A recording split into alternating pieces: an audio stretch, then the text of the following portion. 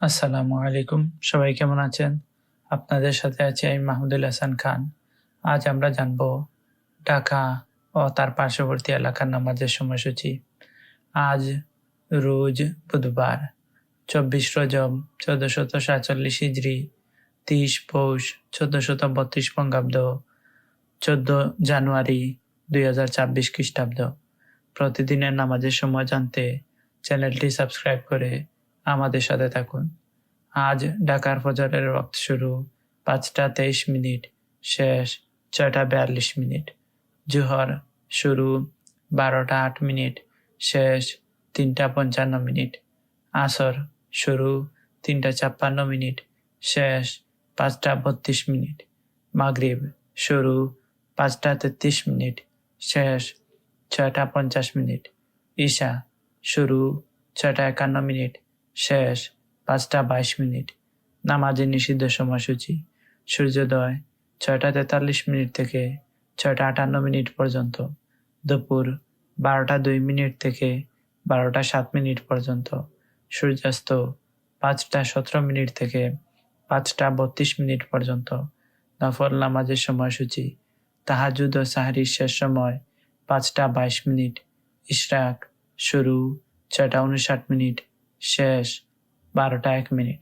চাশত শুরু 6টা 59 মিনিট, শেষ 12টা 1 মিনিট। এই ছিল আজকের ঢাকা ও তার পার্শ্ববর্তী এলাকার নামাজের সময়সূচি।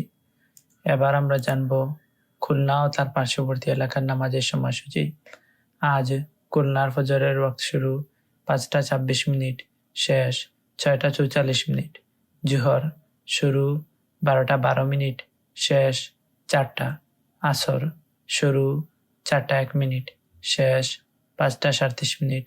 মাগরিব শুরু 5টা 38 মিনিট, শেষ 6টা 55 মিনিট। ঈশা শুরু 6টা 56 মিনিট, শেষ 5টা 25 মিনিট।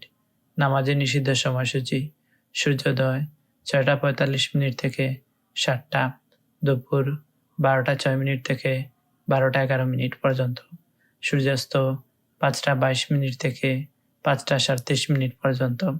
এই ছিল আজকের খুলনা ও তার পার্শ্ববর্তী এলাকার নামাজের সময়সূচি। আমাদের ভিডিওতে কমেন্ট করেছেন ফ্লেভার ফ্লাশ। তিনি লিখেছেন, আলহামদুলিল্লাহ খুলনা। আপনাকে অসংখ্য ধন্যবাদ খুলনা থেকে আমাদের সাথে যুক্ত থাকার জন্য। আল্লাহ তাআলা আপনার নেক হায়াত দান করুন, সুস্থ জীবন দান করুন, দুনিয়া বা আখিরাতের সমস্ত কল্যাণসমূহ দান করুন। আল্লাহ তাআলা আমাদের সবার নেক হায়াত দান করুন, সুস্থ জীবন দান করুন, দুনিয়া বা আখিরাতের সমস্ত কল্যাণসমূহ দান করুন। আল্লাহ তাআলা আমাদের গুনাহসমূহ ক্ষমা করে দিন, সবাইকে জাহান্নাম থেকে মুক্তি দান করুন, আমাদের সবাইকে জান্নাতুল ফিরদাউস দান করুন। আমিন। প্রতিদিনের নামাজের সময় জানতে চ্যানেলটি সাবস্ক্রাইব করে আমাদের সাথে থাকুন।